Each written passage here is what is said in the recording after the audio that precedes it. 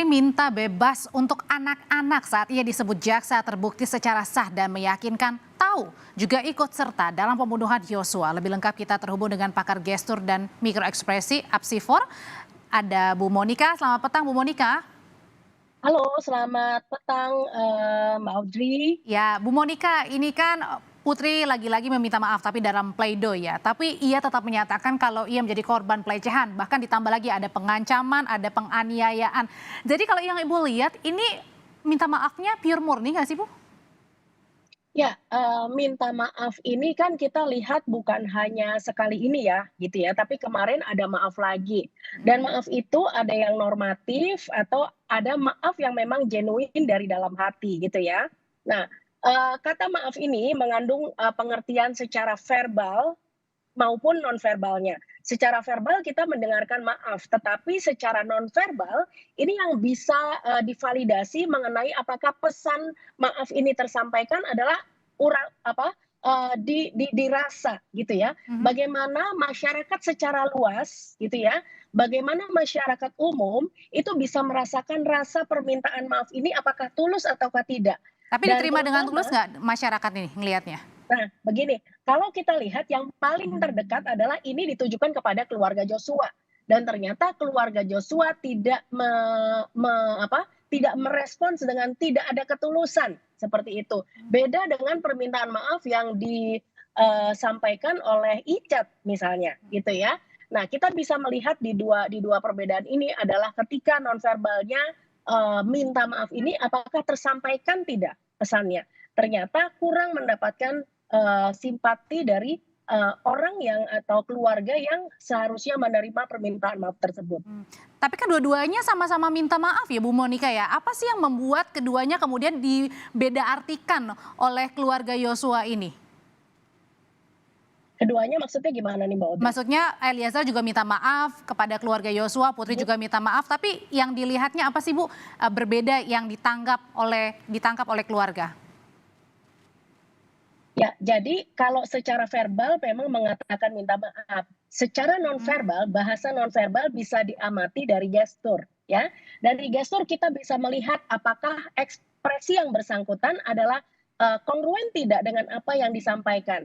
Nah, ternyata dari ekspresi yang kita lihat ini adalah ekspresi yang flat sama seperti ketika Putri Chandrawati menyampaikan hal-hal yang lain. Jadi Oh, tidak oke. ada sesuatu yang terasa berbeda, begitu. Terus Hmm. kemudian kalau kita melihat dari, kanal-kanal lain yang bisa kita amati untuk, bahasa nonverbal ini, kita bisa mengamati dari suara yang bersangkutan. Nah, ternyata juga dari suara ini kita tidak mendapati sesuatu yang, truth yang bisa dirasakan sehingga akan terasa oleh orang, bukan hanya keluarga Joshua, tetapi juga masyarakat umum merasakan nggak ada ketulusan Ketulusannya atau ya? tidak? Betul, begitu.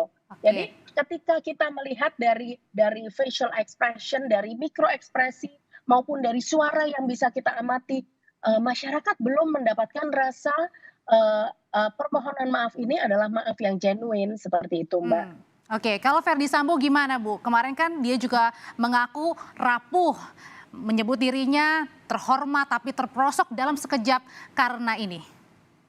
Ya, pada saat pledoi kemarin, eee, kita terkejut dengan, tajuk yang disampaikan ya.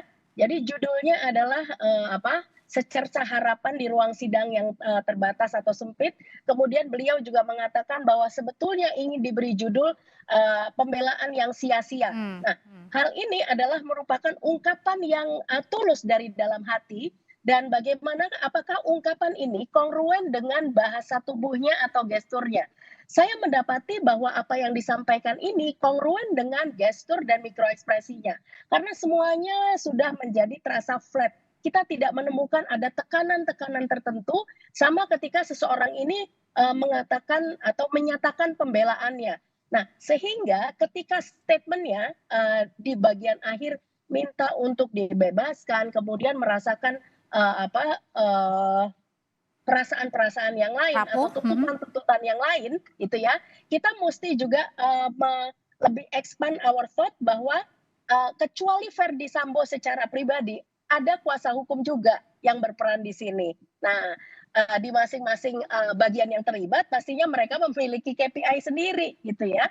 Jadi kalau saya melihat kepada individu Verdi Sambo ini, beliau sudah ikhlas, sudah menerima bahwa apa yang dibela pada saat ini adalah merupakan sesuatu yang sia-sia, begitu. Oh, dan itu Jadi terlihat ya, dan di pemilihan kata-kata sia-sia itu juga sudah mengungkap semuanya sebenarnya ya Bu ya? ya, jadi verbal maupun non-verbalnya sudah kongruen dua-duanya, Nah, begitu. kalau pemilihan kata rapuhnya, sudahkah sangat terlihat bahwa Sambo ini terpuruk rapuh akibat peristiwa yang membelitnya menjadi terdakwa? Ya, di akhir-akhir persidangan kita memang melihat Sambo yang sudah terlihat berbeda ya, artinya dari tekanan-tekanan maupun dari intonasi, dari ritme dan sebagainya. Ini kita melihat bahwa Sambo juga sudah menggunakan apa namanya deeper voice seperti itu. Jadi ketika seseorang itu rapuh ya, memang menggunakan apa tone suara yang berbeda juga dan bahkan juga dari gestur maupun dari penekanan pada kata-katanya, begitu. Kalau Sambo kemarin juga meminta maaf, ada nggak sih yang Ibu lihat permintaan maaf Sambo kali ini mungkin lebih tulus di depan hakim karena ini menjadi satu-satunya kesempatan di dalam pleido untuk membela dirinya? Ya, permintaan maaf ini tidak berbeda gitu ya dari statement-statement yang lainnya. Sehingga kita boleh mengesampingkan mungkin kalau pihak keluarga ini sudah antipati terlebih dahulu gitu ya, tetapi kalau kita secara netral melihat pada saat ini permohonan maafnya, ini adalah permohonan maaf yang levelnya ini sama seperti ketika Sambo juga meminta maaf kepada eh, pihak-pihak lain yang dirugikan karena perbuatannya, begitu. Oke. Nah, tadi Sambo sudah. Nah, kita kembali lagi ke Eliezer, Bu Monika. Dalam pleidoinya kemarin kan Eliezer bilang ia merasa diperalat. Kejujurannya itu tidak dihargai. Maksudnya kejujuran tidak dihargai, Ibu bisa mengartikan nggak? Kalau mungkin ada rasa penyesalan, Eliezer jujur tapi kok malah begini gitu? Ya, ekspresinya judulnya namanya subtle expression, Mbak. Jadi beragam ekspresi yang muncul, ada sedih, ada marah, ada kecewa dan sebagainya. Nah, ini terlihat sekali dari ekspresinya. Dan juga terlihat karena Eliezer ini juga membuat nota pembelaannya ditulis tangan dan kemudian tangannya juga tremor gitu ya. Nah, dari suara, dari facial expression, dari mikro dan sebagainya, ini kongruen untuk mengekspresikan perasaan hatinya yang sudah putus asa seperti itu, bahwa menjadi justice kolaborator dan bahkan kalau kita lihat juga bagaimana masyarakat bisa merasakan dampak dari nonverbal. Karena kalau kita lihat bahwa kecerdasan intelektual Eliezer mungkin berbeda dari kecerdasan intelektual Pak Sambo gitu ya. Tetapi masyarakat bisa merasakan ada ketulusan di sini. Kenapa berbondong-bondong orang bisa berempati? Nah, efek dari empati yang bisa dirasakan secara bersama-sama ini, secara kumulatif adalah dampak dari bahasa nonverbal. Oke, saya bisa tangkap dari perbincangan singkat kita bahwa Eliezer dalam pembacaan pledoi ini tulus ditangkapnya termasuk dari keluarga Yosua, tapi berbeda dengan Putri dan juga Sambo. Terima kasih Bu Monika sudah berbagi informasi, berbagi pandangannya di Kompas Petang mengenai pledoi kemarin.